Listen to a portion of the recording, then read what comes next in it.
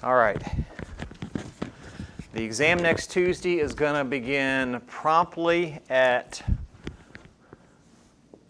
9:35 a.m.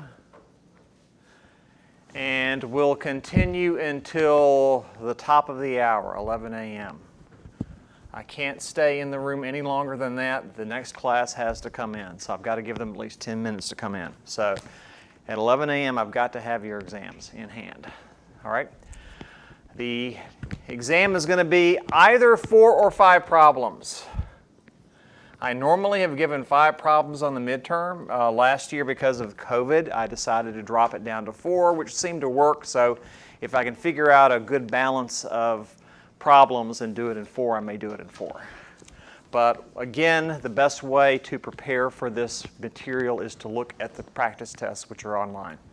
No better preparation than to work through those problems. And so if you have any questions, please let me know if there's anything in those practice tests you don't understand. So work those. This is going to be a closed book exam and closed notes, but of course, I'm going to give you the full equation sheet. And if you haven't already done so, I advise you to pull out that equation sheet, print it, and use it while you work the practice tests. So you'll learn where everything is on that equation sheet, help you prepare for the exam. Okay? Any questions? Yeah? Are we allowed to use just any calculator? Any calculator, and of course you can use Mathematica as well. Okay, Mathematica or MATLAB. So by all means, if you don't have Mathematica running on your computer, then I would advise you to go ahead and get it installed and running. But I hope you guys have all got it running and you've been using it. So any calculator, Mathematica, MATLAB, whatever you feel comfortable with. Okay? All right, so any questions about the exam itself? Yes? Will we need to bring like our own paper to write on? No, there'll be enough room on the exam to write on. I mean, you can use the back sheets and all that. I've never had a person run out of paper unless they literally were writing letters that big. But you know, you should be fine. You should be fine. I've never had an issue with that. Any other questions? Now, if anybody here has any EAD exam accommodations, I want to warn you, I cannot give them to you in this class. So you need to go ahead, if you haven't already done so, and be sure to make a reservation down at the exam center for the EAD. Okay? Anything? All right, good. Okay. Then let us return to the problem we were looking at yesterday. Okay, so yesterday last lecture, we were looking at this particular PFET problem, and we had determined the PFET had to be in the triode region. Because when the resistor gets this large, VD was an incredibly large value, 40 volts, and just by inspection that made no sense. So we entered the triode current, drain current equation for triode operation, and because that has a square term in it, it is a quadratic equation, and it gives us 2 solutions. And last time, I asked which one of these is the correct solution. And one person volunteered, perhaps this is the correct solution. Well, let's look at this, and let's look at this the right way, because I was using the equation the wrong way. I should really say this. If you think this is the correct equation and it's in triode, you really need to be asking yourself this, which is the more accurate way to look at it. Is VSD less than VSG minus VT squared? And that's the question to ask. So in this case, VSD, the source is 10 volts. The drain voltage is 6.16. Is that less than 10 minus 7? Is that less than 3 minus, and what was it, 1 or 2 volts for that? 1 volt. Is that less than this? No, it's not. Obviously, that can't be the correct solution, because in this case, this would mean that the transistor is actually in saturation, but we've already determined that's not true. In fact, this is the correct solution. Here, VSD is less than 1 volt. And so we know that's certainly going to be less than 2 volts. And so here, this meets the boundary condition.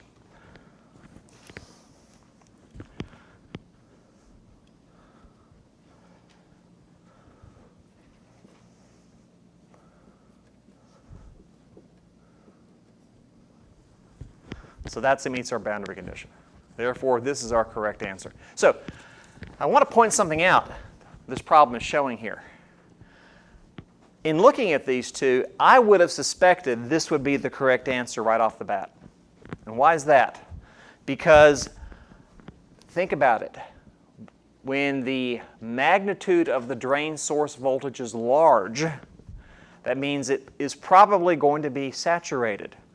When VDS or VSD, that magnitude is small, then you probably have something that's going to be in triode region, because in that case, VSD or VDS is much less than VGS minus the VT, or VSD minus the magnitude of VT. So just kind of a sort of a rule of thumb. Check that answer first. That one probably is the one that makes the most sense. But again, if you get two answers that both seem to meet the criteria, check your math. You've made a mistake. You should only ever get one valid answer. You can't have a transistor be in two different operating conditions at once. It doesn't make any sense. Okay? Questions? All right. Let's now look at another example.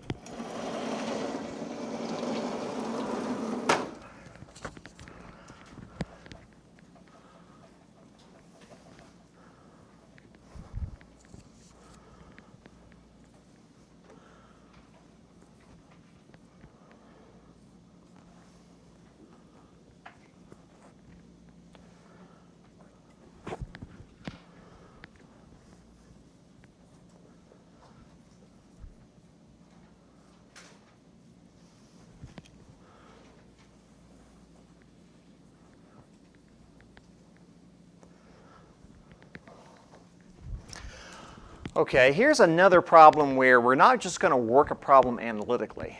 We're going to do a little bit of design. We're going to choose some values.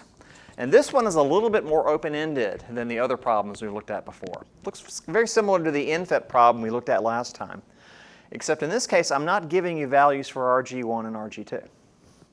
So, for this particular problem, let's let Kp prime times W over L equal to 1 milliamp per volt squared. Let's let the threshold voltage be minus 1 volt. And as we've been doing so far, we're just going to ignore the effect of lambda. We're going to assume it's small enough to ignore. All right? In this case, I want to design this circuit.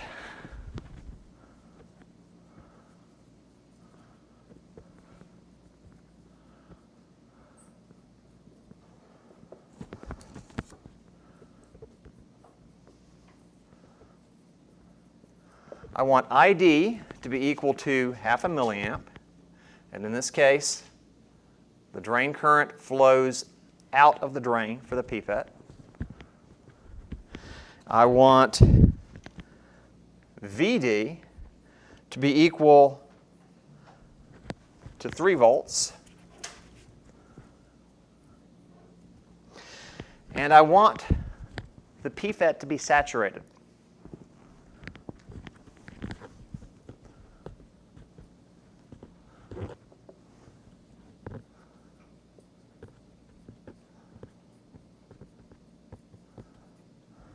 So this is a type of design problem where you're actually going through and you're being given a set of specific DC bias conditions you need to meet. But in this case, none of the resistors are specified. So this is a real kind of design problem. We need to figure out how to choose resistor values to meet these conditions. So how do we do that? All right. Well, let's go through, and first of all, we are requiring that VD is equal to 3 volts. So we're requiring that. In that case, if VD is 3 volts and this is connected to ground, RD is easily calculated. So in this case, RD is just going to be equal to 3 divided by half a milliamp will be equal to 6 kiloohms. So that's easy. But now we have to figure out how to choose values for RG1 and RG2. And that's a little bit trickier. Okay. So in this case, I know that ID is half a milliamp. I know I want this to be in saturation. So let me go and write the saturation drain current equation, because I know we've got to use that.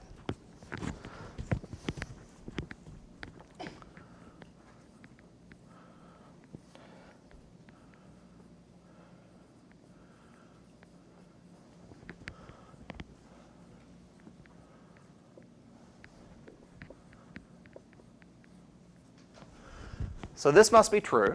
I can now, yes? Why do we know it's in saturation? Because it's specified. In other words, that's part of the design requirement. PFET must be saturated. All right, so here's the equation we need to use. And so now I can plug in numbers.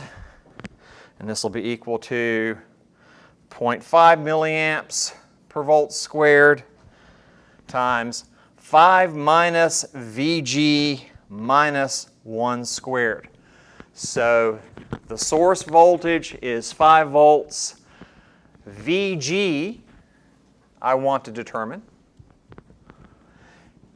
And let's go through and solve for this.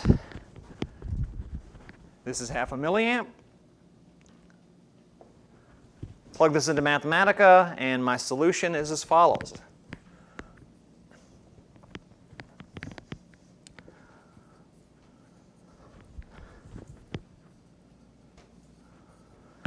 VG is either 5 volts or 3 volts is what Mathematica tells me. Which of those makes sense? Which of those is the correct answer? Is it 5 volts? If the gate voltage is 5 volts, gate voltage is 5 volts, the source voltage is 5 volts. So what's VSG? It's 0, yeah. So in this case, VSG is equal to 0 volts. Does that make sense? Is the transistor on if the source gate voltage is less than the threshold voltage? No, makes no sense. This is less than VT, the magnitude of VT. That makes no sense at all. It can't be this. It's got to be that. VG has to be 3 volts. That's the only one that makes sense as far as the boundary conditions. So therefore, this is 3 volts at that node. What is the current that is flowing into the gate of that PFET? What is the gate? What's I sub G? 0. Yes, I sub G is equal to 0. So that current's equal to 0, which means I can now write a nodal equation or just a voltage divider equation. Let's write that equation. So in this case, let me just do that up here.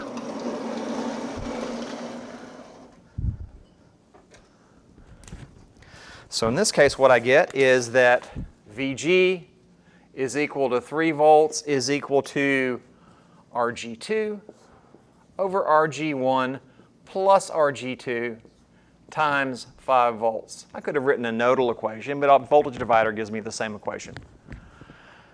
So this is what I need. Okay, I look at this. I have only one equation. Is there any other equation that I can pull out of this circuit? There's no other equation.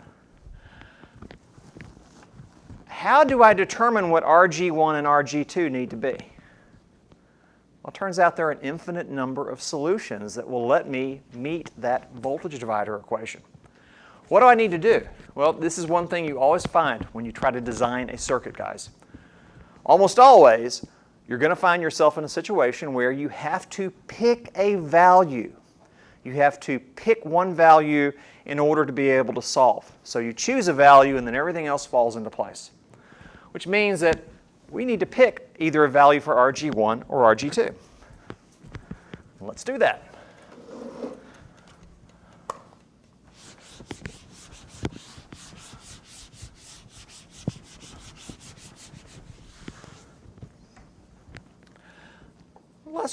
pick a reasonable value. Let's let RG2 be equal to 300 kiloohms. If I pick that value and plug it into that equation, what I will get is that RG1 will have to equal 200 kiloohms. And that gives you the voltage divider that gives you 3 volts at that gate. What if I picked this? What if I picked this was 30K? Then what would RG1 be equal to? 20K. What if I'd pick this equal to 3K? 2K. There are, in fact, an infinite number of resistor pairs that I could use and plug into this equation and get a voltage divider that gives me 3 volts. Open-ended design problem. So here is the essence of why you're learning these analysis techniques, because you're going to get to the point where you're going to have to start picking values. They're just not just going to be handed to you on a problem. You're not going to have a unique solution. You're going to have an infinite number of solutions, and that's exactly what this problem shows. So here is your first kind of taste of what it means to design. You've got to choose at least one value in order to give yourself, basically in order to eliminate an unknown so you can solve for the rest of the values. Okay? So, any one of these will work. I'll just pick the first one. And so in this case, this gives us our answer. But like I said, there are an infinite number of answers.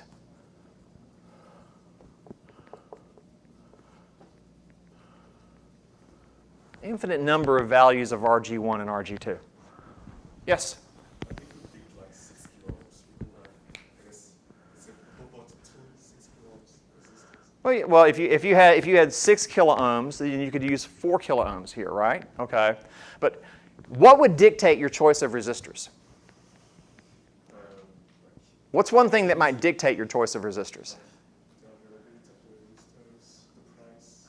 Well, the price might, but does such a value exist? For example, if I picked 1,112 for one of the resistors, is that a value I'm going to find in a standard resistor pack? No. In other words, what is going to define my constraint here? One thing it's going to define is are these resistor values available? 30K and 20K resistors I know I can buy.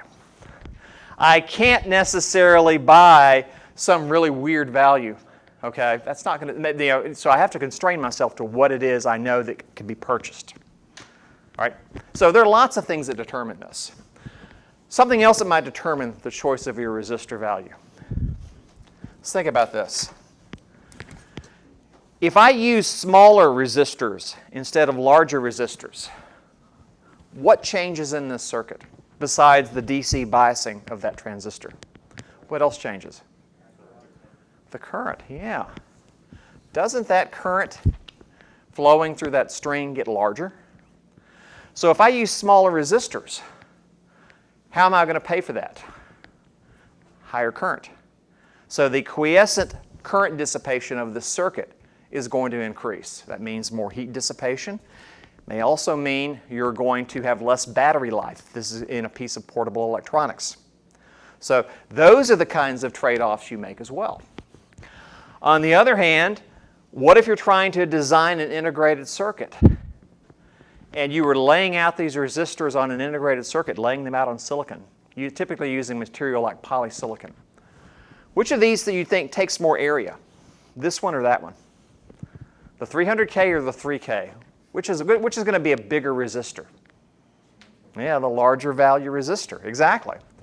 So area costs money on an integrated circuit.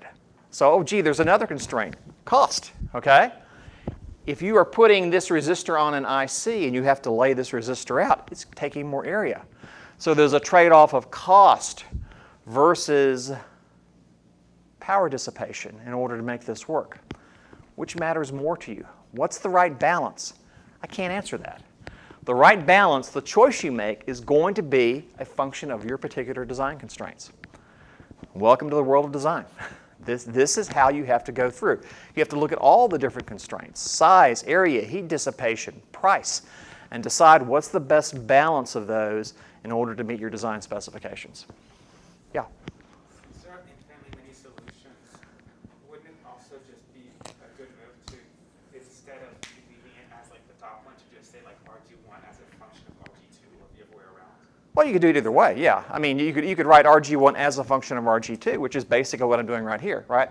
If I wrote RG1 as a function of RG2, I would get exactly the same solution. So now I can manipulate that equation any way I want algebraically, but it still comes down to the same thing. I have to choose one resistor to get the other. I could have chosen RG1 and I would have gotten RG2. Worked it that way. Yeah? Do we need to check the saturation I'm sorry? Do we need to check the saturation? Yes, we are about to do that right now. Okay, yes, so you got ahead of me here. So having gone through and chosen all this, and we've chosen our resistors, what's the last thing we want to do? We wanted the PFET to be saturated. Is it really saturated? Let's check that just to be on the safe side. Okay? So in this case,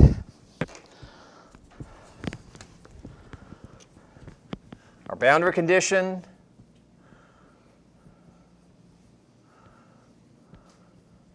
for saturation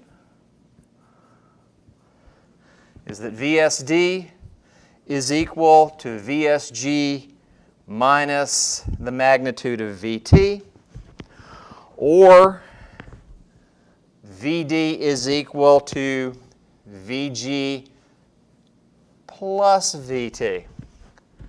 Because notice, why does that minus go to a plus? Because this is now Vs minus Vd is equal to Vs minus Vg minus Vt. I cancel out the Vs. I multiply everything by -1. I get this. So in this case, Vd sat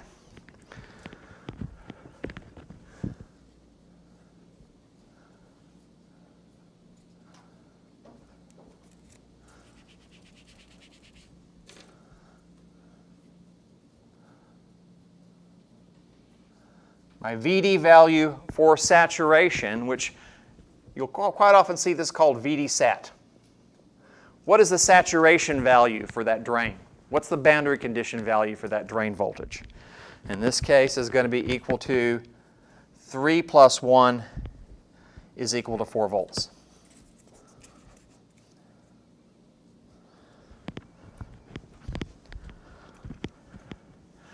So is this transistor actually saturated? VD is equal to 3. The value, the maximum value I can go, keep in mind, VSD is going to get smaller. So I'm at 3 volts. I could actually rise all the way up to 4 volts, have 1 volt magnitude across the source drain, and I could still have this transistor in saturation. So yes, I'm operating in saturation. Everything looks good. So saturation is confirmed.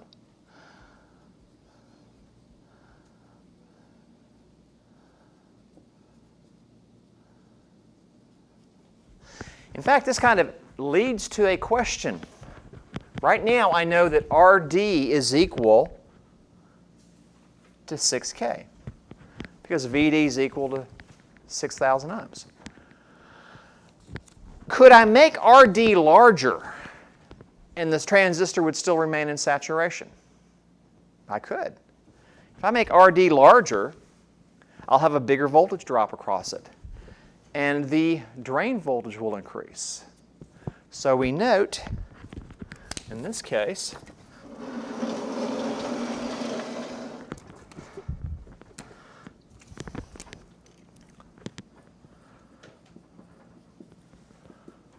VD increases.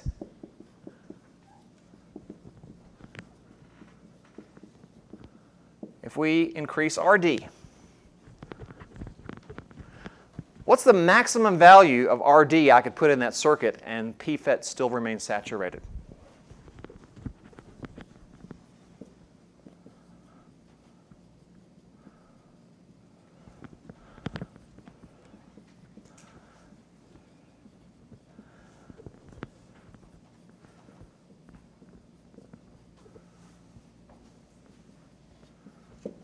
What's the maximum RD value that keeps the PFET saturated? Well, we already know the boundary condition for the drain is 4 volts. So I could go all the way up to a value of VD sat equal 4 volts. And that is right on the boundary condition. So if VD sat goes up to 4 volts, what does RD need to be equal to? 4 divided by 0.5 is 8 kiloohms. And so in this case, RD max is equal to 8 kiloohms. So as long as the drain resistance is less than or equal to 8 kiloohms, then my PFET will remain saturated.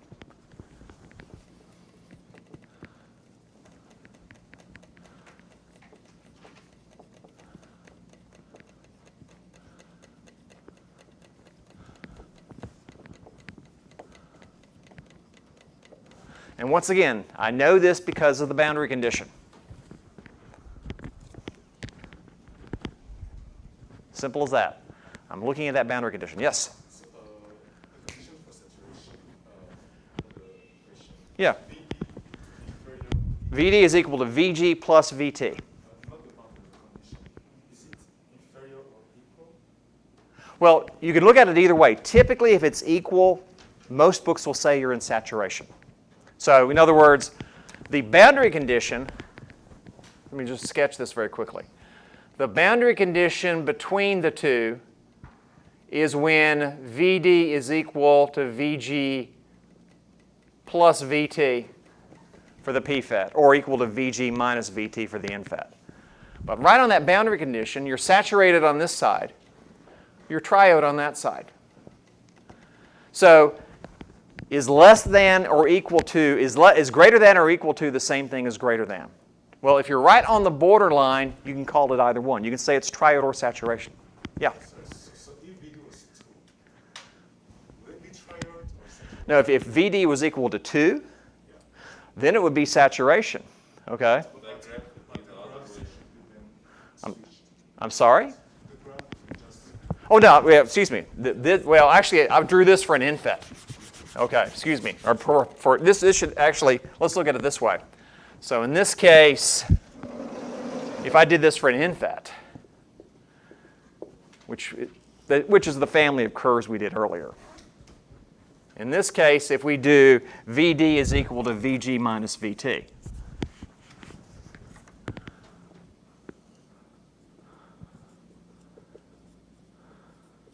Okay, so for the NFET, and I could draw it for the PFET too. I'd flip the curves around. But the point you're asking is this. If you're right on the boundary condition, are you saturated or are you triode? That's the question you were asking, right? it's not Okay, then what is the question? It's because the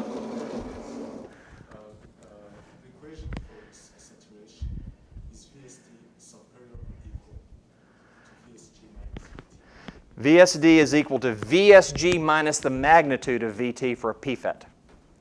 That is the boundary condition for saturation. Yes, I'm not interested in boundary condition. I'm interested in saturation in general. Okay, saturation in general. Okay. So in this case, VD would have to be greater than VG plus VT. Less. Okay, no. So in this case, for the PFET, I see what you're saying now. For the PFET, for saturation, I was just writing the equation, but in this case, VD would have to be greater than or equal to VG plus VT for saturation. That's what you want, right? Is this what you meant? Is this the equation? No, this is for the PFET. The drain has got to be, excuse me, I'm sorry, I'm doing this backwards. It's got to be less than or equal to, excuse me, there we go. Less than or equal to VG plus VT for the PFET.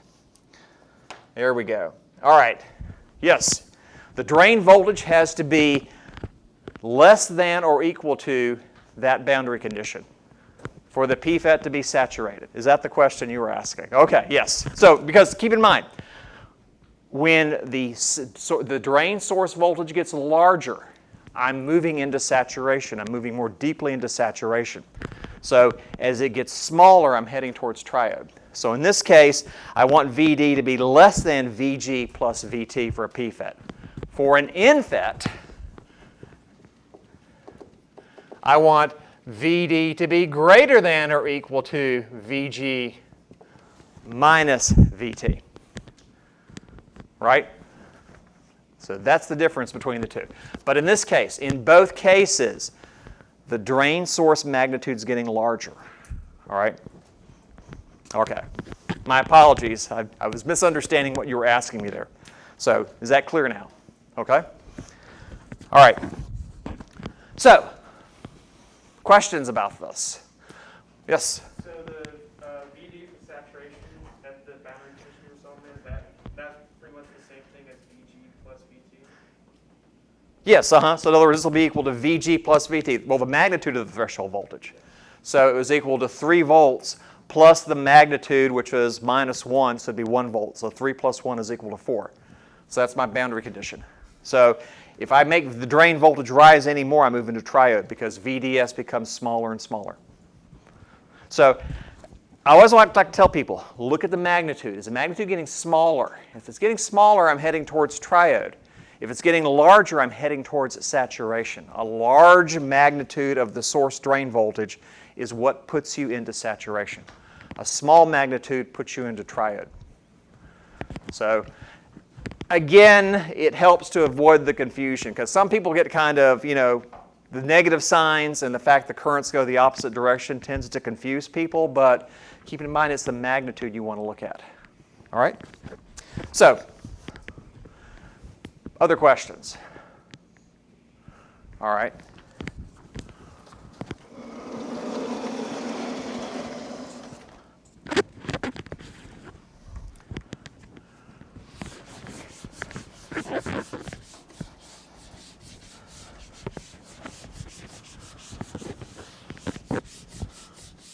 Let's work another problem.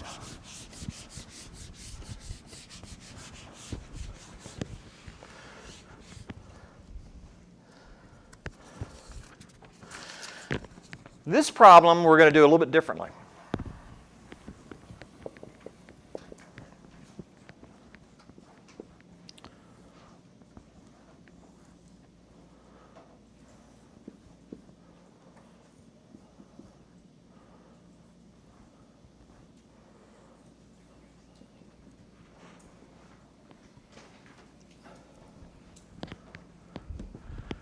I've got 2 transistors in this circuit. One is a PFET, one's an NFET. Let's put in some values. Call this M2. I'm going to call this one M1. For M2, the width to length ratio is going to be equal to 10. For M1, the width to length ratio is equal to 20. I'm going to call the voltage of that node VO. All right? So let's put in some values for the resistors, probably for the transistors. So let's let K prime N be equal to 20 microamps per volt squared. VT sub N, so VT for the NFET, I'll say that's 1 volt. K prime P is equal to 10 microamps per volt squared. VTP is equal to -1 volt. And note here, guys, remember how I said last time, the transconductance parameter tends to be larger for NFETs than PFETs, anywhere from 2 to 4 times larger. Well, there you go. So we see a larger K sub N as opposed to K sub P. All right, once again, I'm going to make this easy on myself. I'm going to assume that the channel length modulation parameters for both transistors are small enough. I'm just going to ignore them to make my problem a little bit easier. And I want to find VO. Let's find the value of VO. So here's a problem where I've got 2 transistors and I've got to figure out what the operating conditions are for them.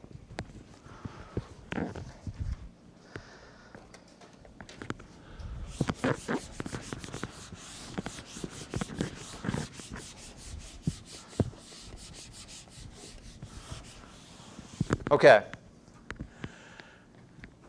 Can I look at either one of these transistors and say something about whether it is on or off? Just basically kind of by inspection looking at this problem. Is there one of these that I know for sure must be on? The channel must be formed. The NMOS, okay? Because what's VGS? 2 volts.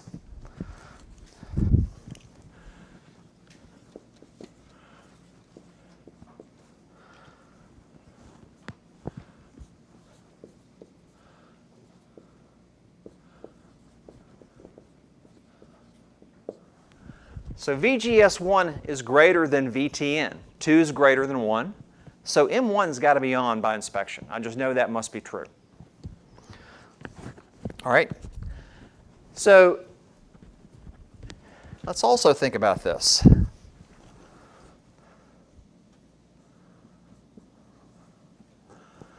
ID1 is flowing into that drain of M1.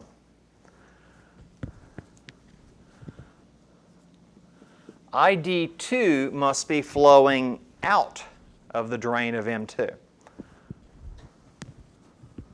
What's that current? 0, yeah. That's the gate terminal. The current flowing into the gate's equal to 0. So looking at this, what do I know is true about 2 quantities in this circuit? ID1's got to equal to ID2, right? By KCL, those drain currents must be the same.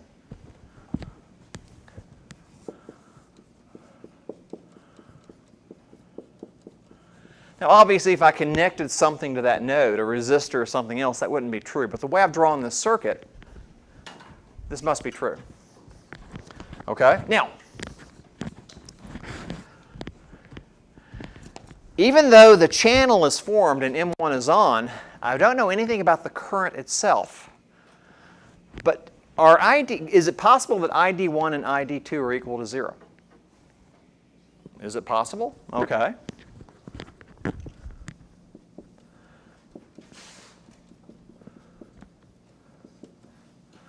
Could it be they're both equal to 0? Could M2 be off, in which case I would have a 0 current?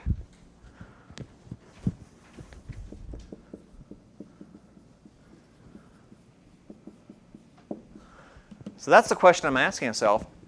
M1 may have the channel formed. It may be turned on. But if M2 is off, then the currents are going to be equal to 0. Let's check that. If that's the case, okay, let's assume ID1 is equal to 0. So let's assume that.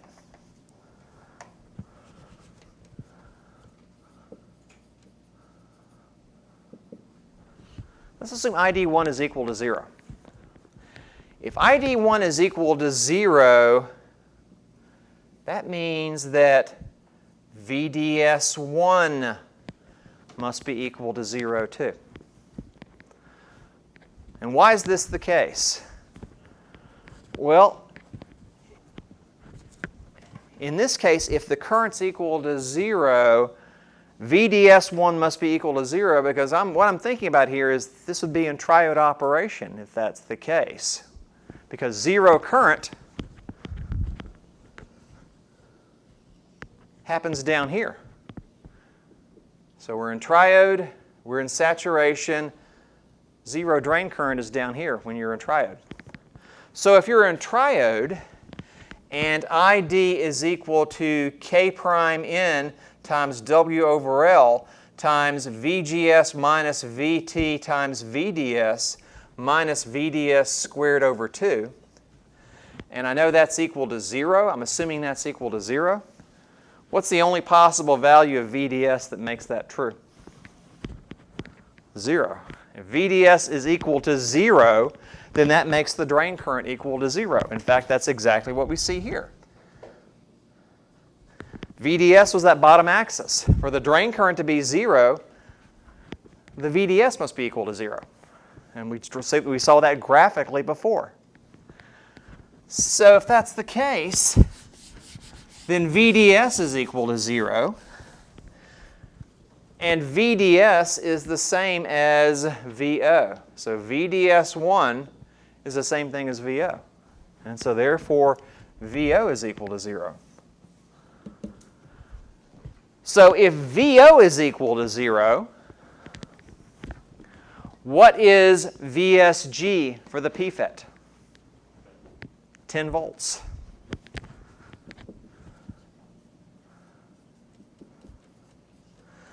VSG2 is 10 volts, which is a whole lot bigger than the magnitude of the PFET's threshold voltage.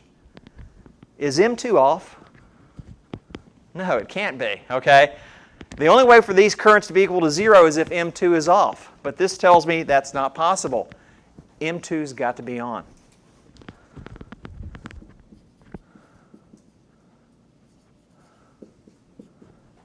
So I get a contradiction.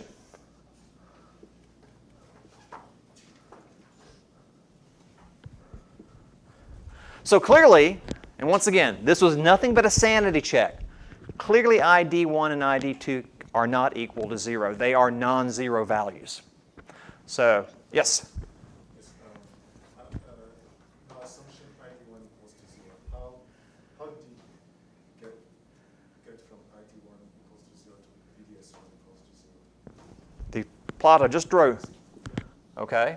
Here's ID. Here's VDS. Okay? And here is the curve for the NFET, where you're on triode on this side and you're on saturation on this side. ID is equal to 0 if VDS is equal to 0. It's right out of the triode equation. So plug it in. That's the only answer you can get. The only sensible answer you can get is if VDS is equal to 0. So graphically, it's right there on the curve. But mathematically, you can write the triode equation and you can plug it in and you can see that VDS is the only sensible answer you get. So I know that if the drain current is 0, then VDS must be equal to 0, as long as the channel is formed, as long as VT is greater, or VGS is greater than VT. And we already know that's true. So you're going to be on this curve on the family of curves. So graphically, that's my only solution. That's the only solution that makes sense. Okay? Everybody see this? How I came to this conclusion. All right, so now given this, I therefore know that ID1 and ID2 must be a non-zero value. Okay? M2 is on. Let's ask ourselves a question. M2 is on. If M2 is on, what is its operating condition? By inspection. How do I know that it's in saturation? It's diode connected. The gate's connected to the drain.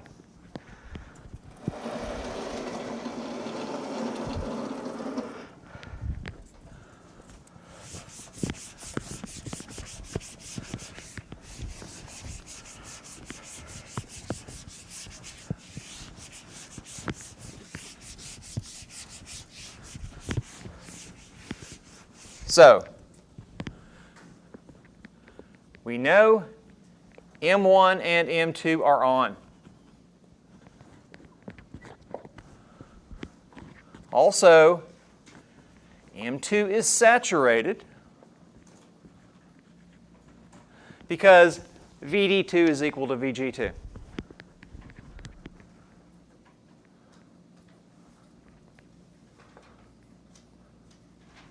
It's diode connected.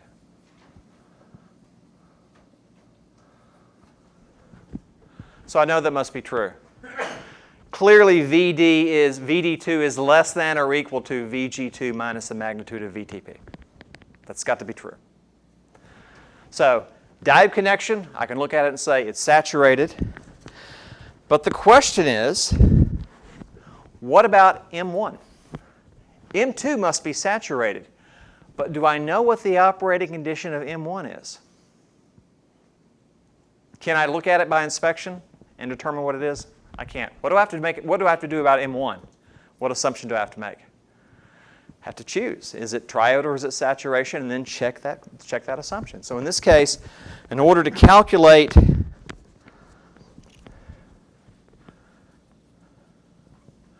but is M1 in saturation or triode?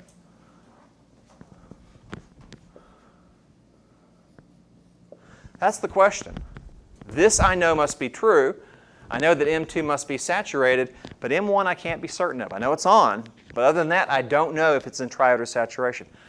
Let's assume it's saturated.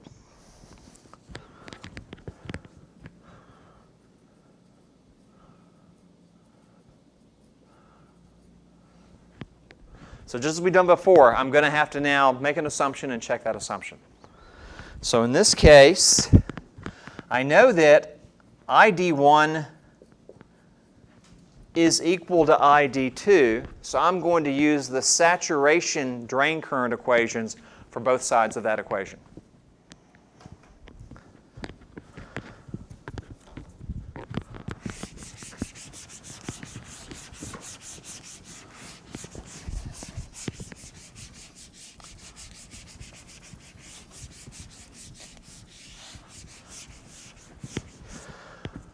So M2 current is equal to the M1 current, so therefore K prime P over 2 times W over L for M2 times 10 minus VO minus 1 squared. So source divided by the gate voltage is just VO, VSG minus the magnitude of VT squared must be equal to K prime N over 2 times W over L 1, so for M1, the NFET, times, in this case, VGS minus VT, 2 minus 1 squared. Everybody see where I got? So I'm just plugging in values directly from the schematic. And I'm assuming in both cases, these are the saturation current equations. Yes? So, can you please repeat why we know that ID1 equals ID2? KCL, Kirchhoff's current law.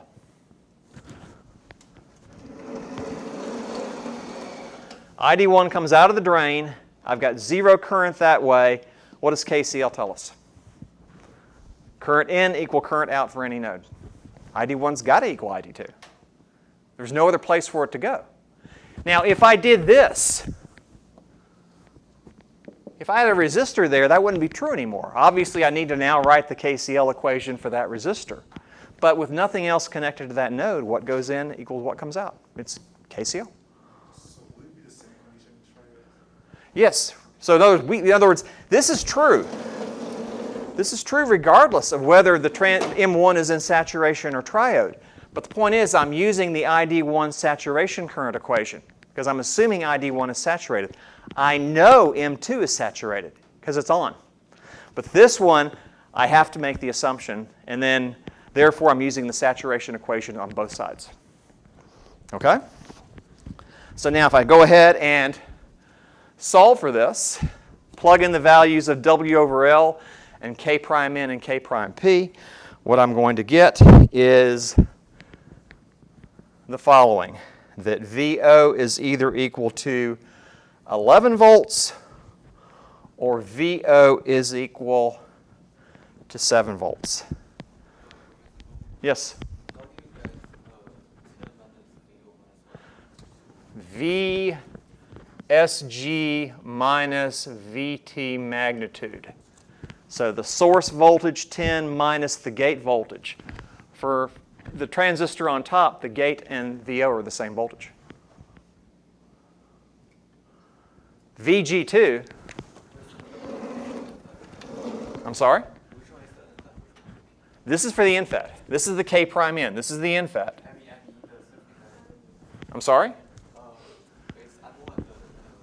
No, M1 is the one on the bottom. Okay, so NFET, W over L1, W over L2. M2 is the PFET on the top. No, what you're confused by is you're looking at this.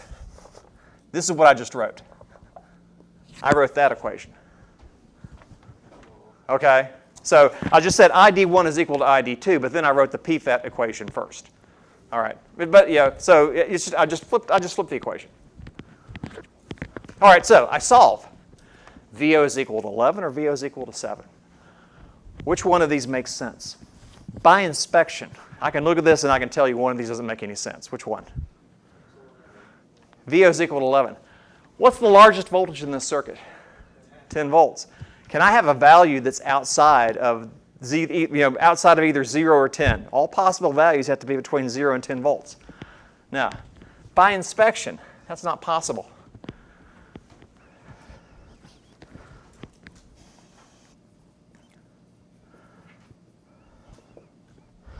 Okay, therefore VO must be equal to 7 volts. Am I really in saturation? Let's check. Let's check the boundary condition.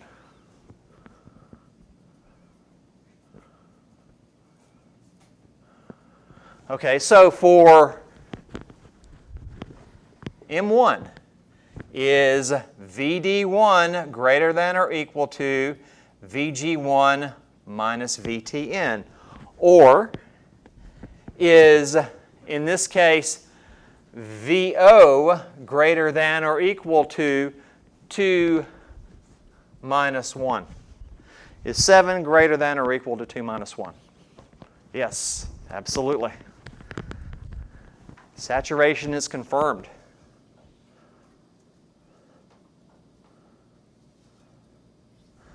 Saturation is confirmed.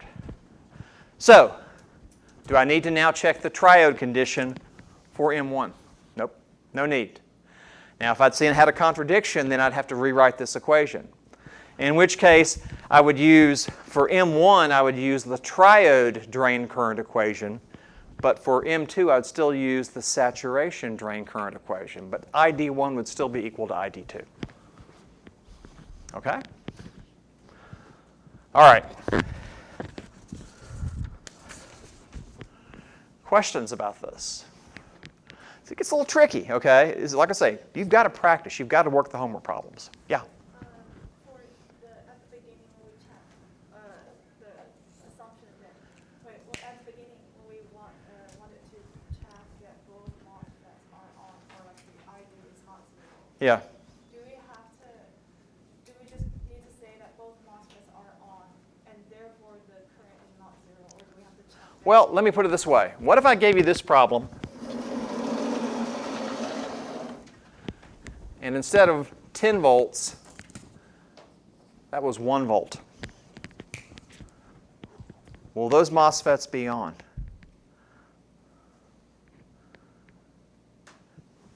If I try to solve this for 10 volts, I'm not going to get an answer that makes sense if I assume both transistors are on and ID is greater than 0. So it is possible for a person to give you a problem where if the power supply voltage is too low, then the currents have got to be equal to 0. So we're doing a sanity check. I know. My question is, do we just need to say that both MOSFETs are on and therefore it's not zero, or do we have to check that both MOSFETs are on and then VDS is not zero? And we only calculated VSG2, but not VSD2 when we check. But Yes, yes. So in other words, yes, we checked VSD1. Okay, when we did that. So in other words, I assumed, what I said was this. Are the currents equal to 0? And I wanted to see if a 0 current answer made sense. Yes. So I first assumed that both of the currents were equal to 0. Right. And I wanted to see, did I get an answer that would meet the boundary conditions, that would give me a 0 drain current? So that's what I did. I first went through and I said, I know if the NFET has 0 drain current, then VDS for the NFET must be equal to 0. So that's what I used. Once I did that, then I calculated the fact that VSG2 had to be much greater than the threshold voltage. Right, but we didn't check that VSD2 is not zero because VSG2 can be greater than threshold. Exactly, and that was the contradiction. That's the contradiction that I got. That is true. But I was just wondering, could that be that? Because VSG2 only checks if the channel is formed. And Yeah. what we really want to know is that VSG2 is greater than zero. Yeah, but what you're saying is you're asking me to check both sets. In other words, you're saying the channel could be formed here, but the channel would not be formed there. No. If the channel is formed, but the VSD2 is zero, could that be the case? Well, could I have VSD2 equal to 0 here? Okay. So then I'm saying that either VO is 0 volts or VO is 10 volts. Right. Okay. So in other words, if I assumed the channel was not formed for M2 and was not formed for M1, or pardon me, if I assumed the channel was formed for both, but the VSD was equal to 0 for both, the magnitude of the source drain voltage, In that case, for the NFET, VO would have to be equal to 0 volts. For the PFET, if VSD is equal to 0, what's VO equal to? 10 volts. Okay, so 0 is equal to 10. Do we have a problem there? Yeah, okay. Yeah, exactly. So there's a clear contradiction. So I only had to start at one end of the problem. I started on the end of the problem where I assumed the NFET was equal to 0. If the NFET's equal to 0, then the PFET has to be equal to 0 too by KCL.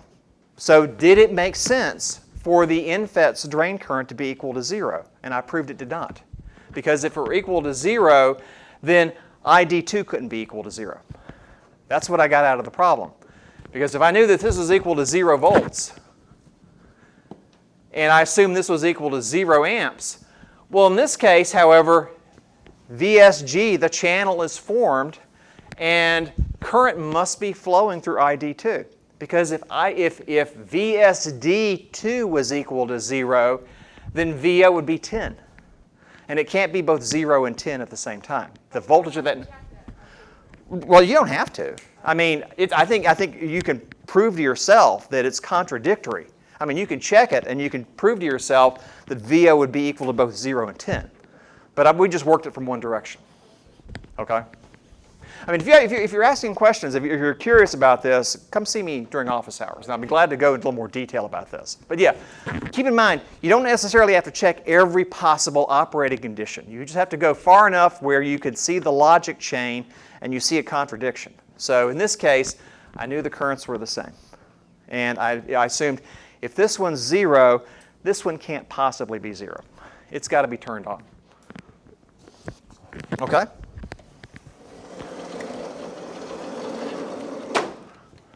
All right, so again, you're not going to learn how to work these problems unless you do the homework. You see what I mean?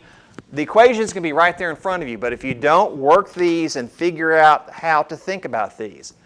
Things, for example, I'll see people work problems like this, and they'll forget that ID1 is equal to ID2. They won't write it down. And they will not get an answer. I've seen this on the exams many times. They don't get an answer, and they forgot. ID1 has to be equal to ID2. KCL has to hold. There's a couple of homework problems where exactly that point is brought up. The current through all the transistors, when they're connected together in series, the drain source currents have to be the same. So those are the kinds of things you have to keep in mind, and you learn those things by practice. Okay? All right. This ends what you need to know for next Tuesday, okay? DC operating conditions of MOSFETs. We've got a few more minutes, however, so we're now going to move on into the next section. Although what I'm talking about now is not going to be on the homework, it's not going to be on the test. But let's start talking about the other transistor we're going to spend this semester looking at, the bipolar junction transistor, the BJT.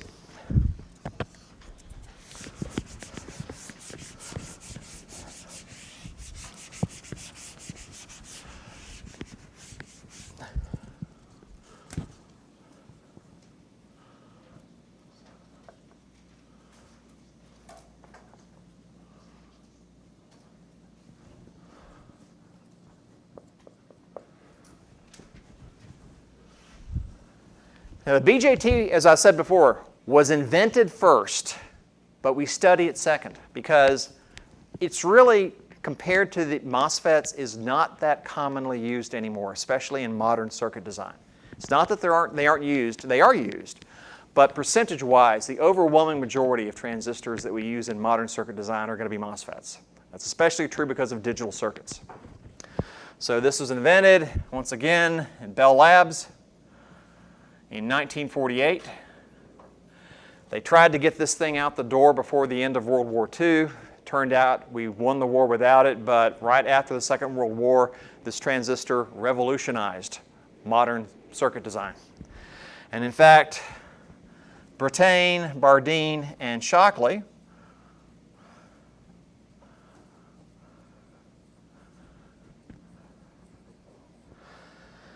they shared the Nobel Prize for this, for inventing the transistor.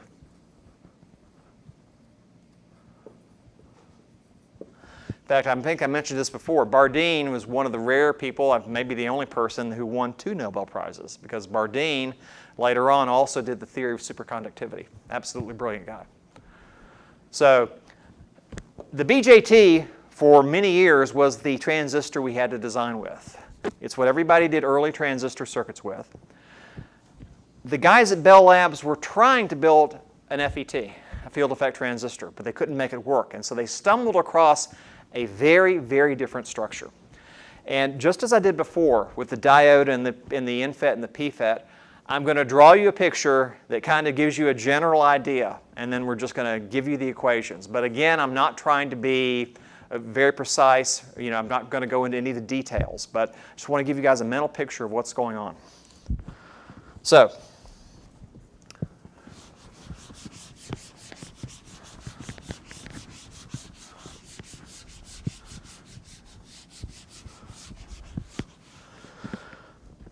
what does the structure of a BJT look like? It's very, very different compared to a MOSFET.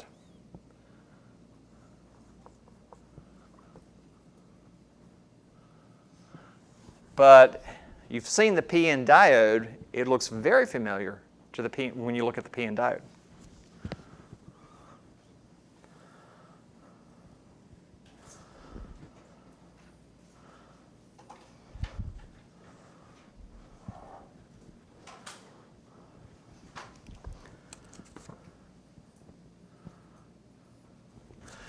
Now, BJTs, like FETs, come in basically 2 flavors, 2 types. FETs, NFETs and PFETs, you see the same thing with BJTs.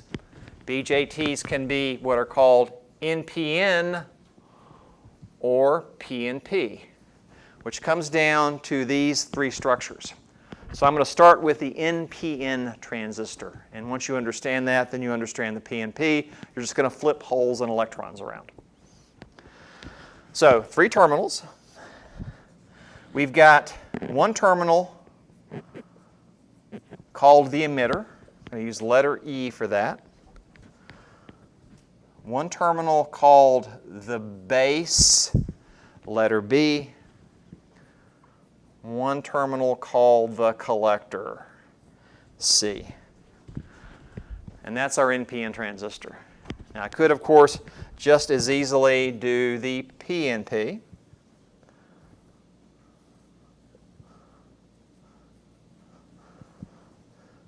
Where we're still going to do the emitter, the base, and the collector. But in this case, let's look at this image instead. And once again, anything I do here can be applied to that one over there for the PNP.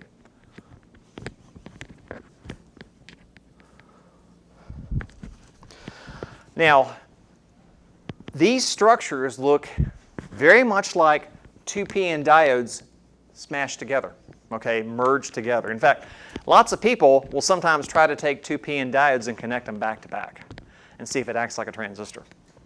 It doesn't work that way. If it had worked that way, we would have had transistors a lot earlier. No, you've got to merge these in such a way that you create 2 depletion regions. So you just can't connect 2 diodes back to back. But in this case, what I'm doing is I am merging, in effect, what would be 2 PN structures and sharing one region between the 2 of them. Okay? But this means I've got 2 PN junctions.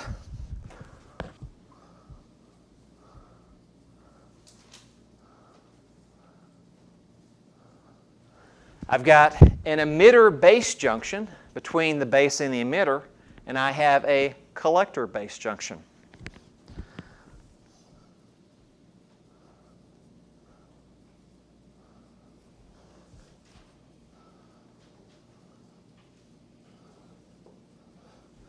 And we will abbreviate these as EBJ and CBJ.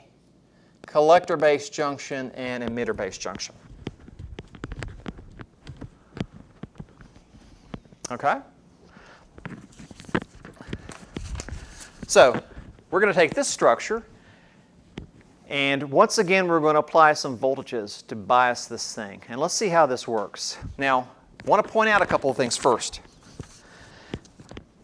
The emitter region is very highly doped.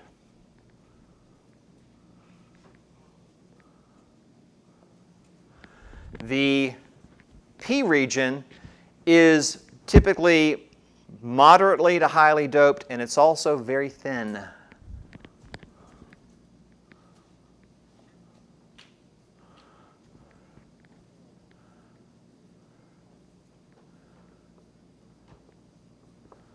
So we try to make that region as thin as possible. The collector region is lightly doped.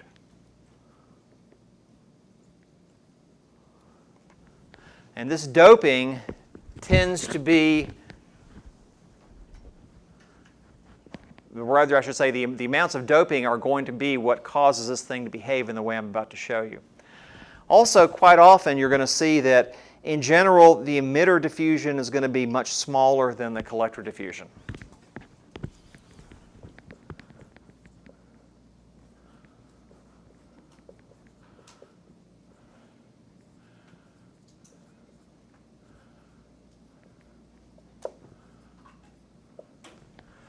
And so I'm kind of drawing this thing out of scale, but I'm drawing it that way so you guys can see how this thing works. So this is by no means an actual physical structure.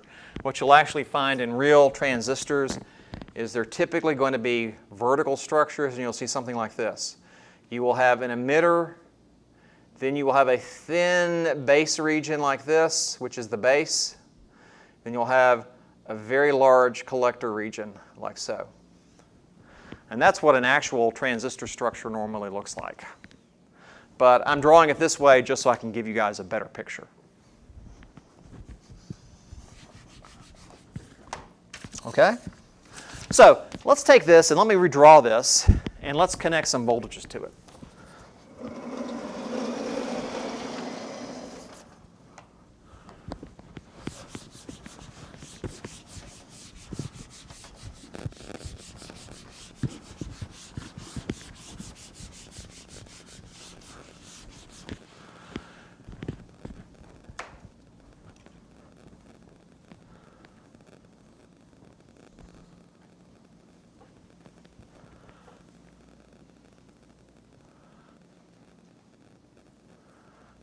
So once again, the base region is narrow. Okay, it's very thin, but I'm going to draw it large just to make sure you can see what's going on inside of it. So here's our emitter. Here's our base. Here's our collector. And when I merge an NPN region together, I'm going to form depletion regions.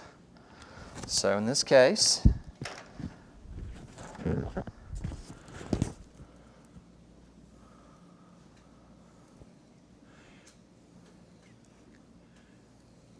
here are the depletion regions associated with those two junctions.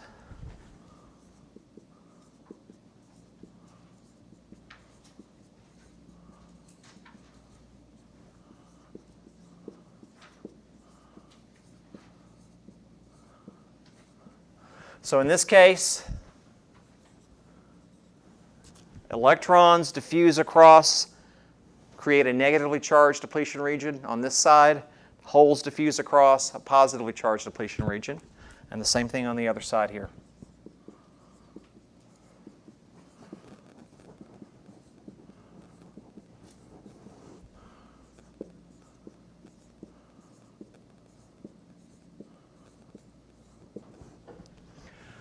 Okay. Now I'm going to connect a couple of voltages to this.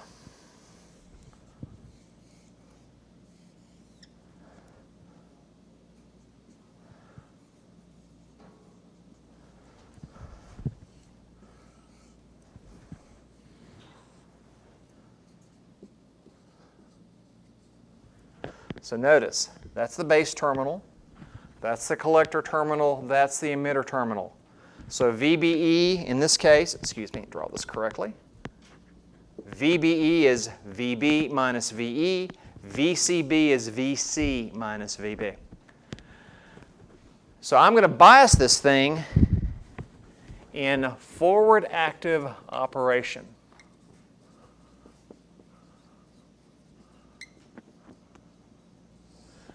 And what that means is I'm going to forward bias the emitter-based junction, and I'm going to reverse bias the collector-based junction.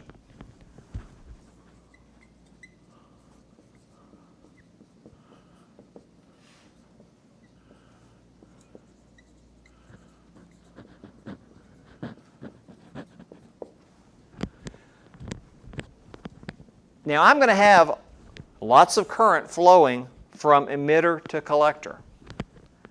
But it's going to flow across a junction that is going to be reverse biased.